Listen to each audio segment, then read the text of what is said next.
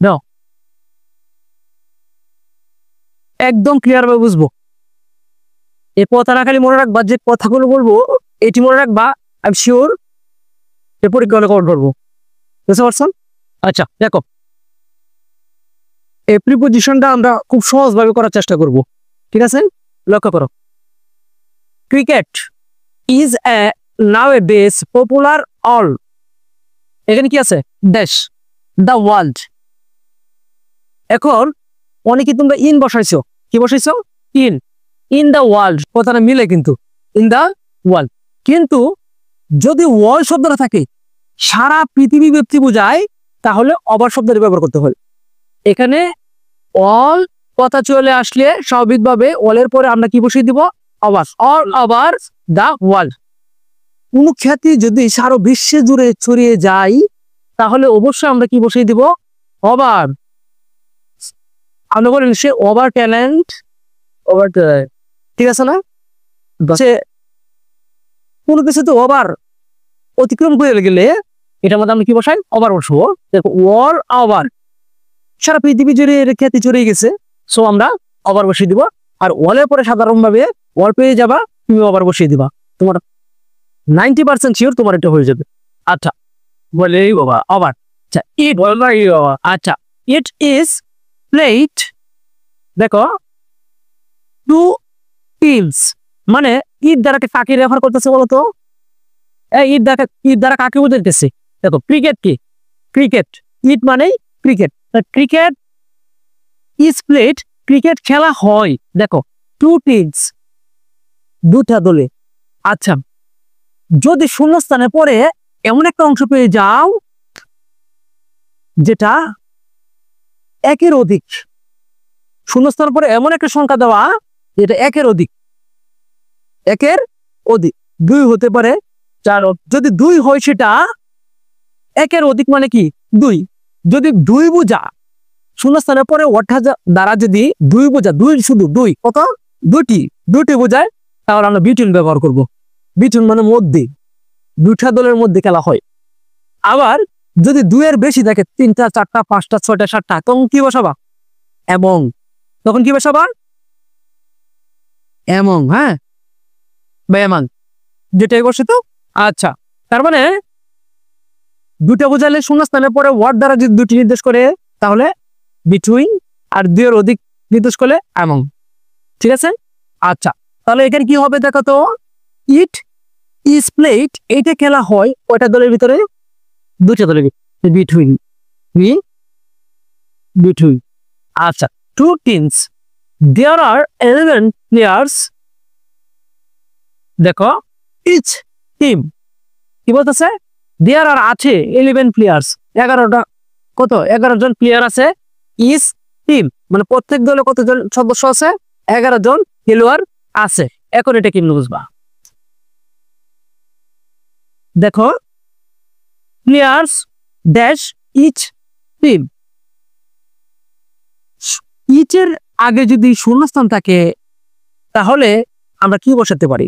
দেখো there are 11 players of, অথবা in, sorry in বসাবা, in each team. Each team মানে প্রত্যেক দলের মধ্যে কিন্তু 11 জন করে আছে। কতজন করে আছে? 11 জন করে। দেখো দেয়ার আর 11 প্লেয়ার্স, 11 জন করে খেলোয়াড় আছে, 11 জন করে খেলোয়াড় আছে। কোথায় আছে? প্রত্যেকটি দলের মধ্যে আছে, কিন্তু ভিতরে আছে। তার মানে কি? ইন ইচ টিম, প্রত্যেকটি দলের, ইচ মানে প্রত্যেক, টিম প্রত্যেক টিমের ভিতরে। এটা দ্বারা কিন্তু দুই নির্দেশ করতেছে না যে আমরা বিটুইন ব্যবহার করব। ইচ মানে প্রত্যেক, মানে 11 জন করে খেলোয়াড় আছে কোথায়? প্রত্যেক দলের ভিতরে। ইন ইচ টিম, প্রতিটি দলের ভিতরে 11 জন করে কি খেলোয়াড় আছে। তার মানে আমরা কি বসাবো? তো ইচের সামনে যদি শূন্যস্থান থাকে আমরা স্বাভাবিকভাবে ইন বসিয়ে দিব। ইচের সামনে যদি শূন্যস্থান থাকে আমরা কি বসিয়ে দিব? ইন বসিয়ে দিব, হয়ে যাবে। আচ্ছা টু প্লেয়ার্স, জামালা কি পড়ার দিচ্ছি না গান করতেছি? বুঝলো না? ওইসে তো এক নাকি?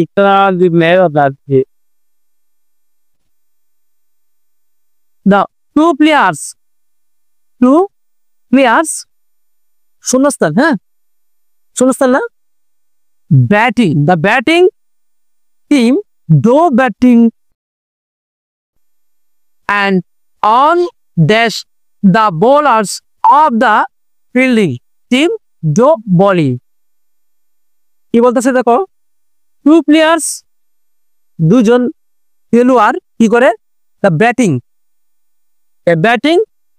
ব্যাটিং টিমের পক্ষে এবং কি করে ডো ব্যাটিং করি, and on dash the bowlers এবং কি একজন বোলার্স কি করে অফ দ্য ফিল্ডিং টিম এবং যারা ফিল্ডিং দেয় তাদের পক্ষ থেকে একজন বোলার কি করে ডো বল করি।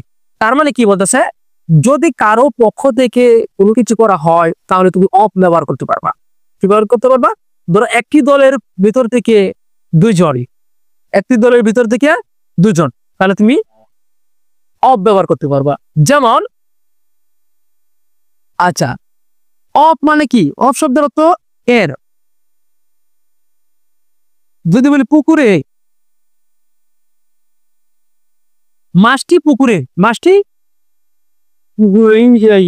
the fish of pond of fish, পুকুরে এইভাবে দিলেও হবে, ওইভাবে দিলেও হবে, তার মানে পুকুরের মাছ। আচ্ছা, এখন লক্ষ্য করো, তার মানে এখানে কি বলতেছে, টু প্লেয়ার্স, দুজন খেলোয়াড়। দেখো আমি টু প্লেয়ার্সের সামনে শূন্যস্থান ছিল না, পরে সামনে থাকলে বিটুইন দিল বলে, সামনে থাকলে কি দিল বলে বিটুইন, এখন তো শূন্যস্থানের পূর্বে এটা টু প্লেয়ার্স। দেখো অফ দ্য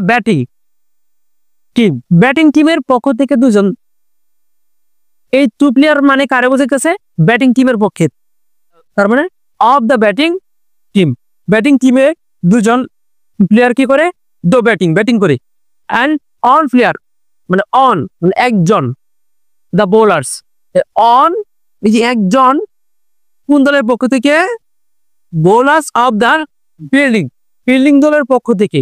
তার মানে এগুলো আসছে কি অন্য একটি গ্রুপ থেকে আসছে, তার মানে এখানে আমরা কি বসাতে পারবো, অফ বসাতে পারবো। বুঝতে পারছো কি, যদি একই পক্ষ থেকে কোনো কিছু ছিটকে সরে যায় তাহলে আমরা অফ বসাতে পারবো। ওইখান থেকে নেওয়া হয়েছে, ওরা আমরা পুকুরে মাছ চাষ করি, ওইখান থেকে একটি মাছ আমি নিয়ে আসলাম, তার মানে কি এই যে এই পুকুরের মাছ, তার মানে এখানে অফ বসবে। যে মাছটা নিয়ে আসছি অবশ্যই তার সামনে কি বসবে, অফ। ঠিক আছে, তার মানে এই একজন প্লেয়ার ছিল এই বোলার দলের পক্ষে অর্থাৎ ফিল্ডিং দলের পক্ষে, এই একজন কোন দল থেকে আনছি, ফিল্ডিং এর পক্ষ থেকে। তাহলে ফিল্ডিং এর পক্ষে 11 জন ছিল, 11 জন থেকে আমরা একজন নিয়ে আসছি, তার মানে এরপরে শূন্যস্থান মানে অফ। বুঝতে পারছো? আচ্ছা, এরপর দেখো দ্য ফ্যান্স মানে সমর্থকরা, সিটিং বসে কোথায়, dash the gallery enjoy the match. ফ্যান্সটা কোথায় বসে, গ্যালারিতে বসে এবং ম্যাচটা কি উপভোগ করে। আচ্ছা, দ্য ফ্যান সিটিং এর পরে আমি বলছিলাম অন বসে, কি বসে, অন কোথায় বসে, দেখো কোনো কিছুর অন কোথায় বসায়, কোনো কিছুর উপরে বোঝালে এবং লেগে থাকা। বলছিলাম যে the cat on the table মানে বিড়ালটা টেবিলের উপরে, এন্ড উপরে যেন আছে, উপরে কিন্তু তোমার তার পা গুলো লেগে আছে, সুতা আছে, আমার সম্পর্কে জানা না। আচ্ছা, লেগে আছে, পা গুলা কি উপরের সাথে লেগে আছে, বেঞ্চের উপরে, হ্যাঁ, বা টেবিলের উপরে লেগে আছে। যদি লেগে থাকা অর্থ প্রকাশ করে কোনো কিছু লেগে আছে, কোনো কিছুর উপরে, বইগুলো টেবিলের উপরে আছে, উপরে কিন্তু বাসমান না, মূলত লেগে আছে উপরে এবং কি তার সাথে লেগে থাকবে, তাহলে অন বসে। তাহলে কি বসে, অন। এখন গ্যালারির উপরে এই অর্থও কিন্তু আমাদের মিলে যায়, যে কি করে, ওইখানে দ্য ফ্যান্স সিটিং অন, কি সমর্থকরা বসে, দ্য গ্যালারি উপরে, এনজয় দ্য ম্যাচ এবং কি ম্যাচটা উপভোগ করে। কিন্তু সবচেয়ে অ্যাপ্রোপ্রিয়েট প্রিপোজিশন হলো এখানে ইন দিলে, the fans sitting in the gallery ভিতরে বসে, ইন দিলে গ্যালারি ভিতরে বসে এবং এনজয় দ্য ম্যাচ এবং কি ম্যাচটা কি উপভোগ করে। ওয়ান দ্য ব্যাটসম্যান যখন ব্যাটসম্যান কি করে, দেখো when the batsman hit the ball, যখন বলের মধ্যে কি হিট করে, তখন কি করে, ইজ ফ্লাই মানে উড়া, ফ্লাই মানে কি? ফ্লাই দা বাউন্ডারি। কি বলছে এখানে? দা বাউন্ডারি মানে কি? Boundary line. বাউন্ডারি লাইন দিয়ে অতিক্রম করে দা স্কোর 6 রানস। আগে 6 এর রান করার কথা বলছে নাকি 4 রানের কথা বলছে? 4 রানের 6 আর 4 রানের কথা বলতো তাহলে মনে রাখা বাউন্ডারি টাচ করে গেছে, ঠিক আছে। আর যেহেতু 6 রান বলছে তার মানে কি বাউন্ডারি অতিক্রম করে বলছি। আচ্ছা, তাহলে কি বাউন্ডারি ধরো, এটা বাউন্ডারি, এটা একটা বাউন্ডারি। এখন বল এখানে ব্যাটসম্যান ব্যাট করছে, বলটা কি এখান দিয়া উপরে এসে কি এখানে দাঁড়াইছিল, উপরে বোঝালে কি অন বসে, অন কি আবার লেগে থাকা। ওভার, ওভার মানে কি আপ মানে উপরে, উপরে স্টিল থাকা, উপরে স্টিল থাকা মানে দাঁড়িয়ে থাকা।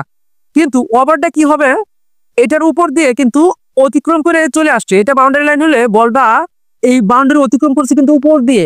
আর আমি বলছিলাম কি উপর দিয়ে সীমানায় না লেগে যদি কোনো কিছু অতিক্রম করে তাহলে কি হয়, ওভার হয়। তাহলে কি দিতে পারি, ইট ফ্লাই ওভার।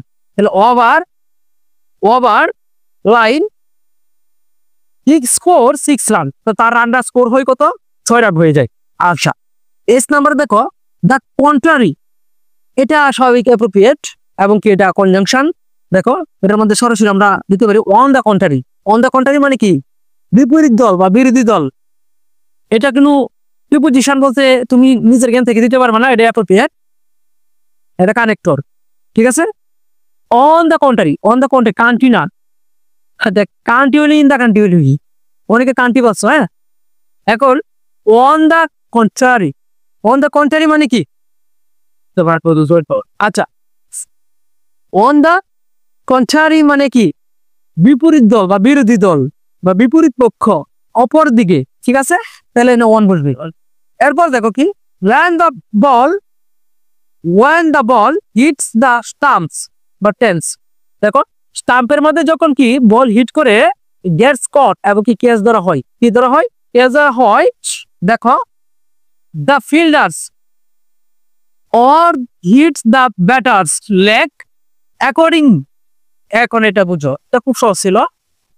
গেট কট এখানে কি বলছে, শূন্যস্থানের সামনে কি কি আছে দেখো তো, দা বল হিট দা স্ট্যান্ড।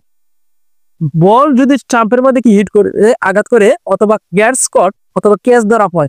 আচ্ছা, ক্যাচ ধরাটা কি বল নিজে নিজে ধরে না কারো মাধ্যমে ধরা হোক কি। আচ্ছা দেখো দা ফিল্ডার্স কার মাধ্যমে, ফিল্ডার্স এর মাধ্যমে একটি কাজ দিয়ে অন্য কারো দ্বারা করানো হয় তাহলে ভাই বসে, কি বসে ভাই। তাহলে কি হবে, এই বুঝছো, বুঝছো নিলে বুঝছো, বাই দা ফিল্ডার্স মানে ক্যাচটা ধরা হইতেছে কার মাধ্যমে, ফিল্ডার্স এর মাধ্যমে। আরেকজন দ্বারা যদি কোনো কিছু ধরা হয় তাহলে কি বাই দ্বারা বসে। একটা কাজ দিয়ে আরেকজন দ্বারা করাও তাহলে কি বসে, বাই বসে। কেননা এটা হলো তোমার পেসিভ, ঠিক আছে।